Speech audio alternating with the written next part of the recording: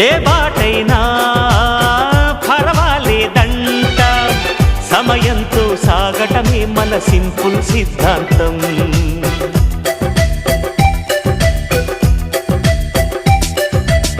చిరుగాలికి పరిమళమిచ్చే సిరిమల్లెల వనమై ఉందాం, గగనాన్ని నేలను కలిపే హరివిల్లుల బంతెన అవుదాం.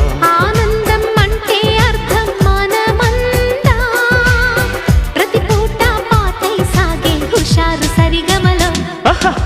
ఎన్నో ఎన్నో రాగాలుండే సంగీతం కాదా, చల్లకి నవ్వుల కేరింత.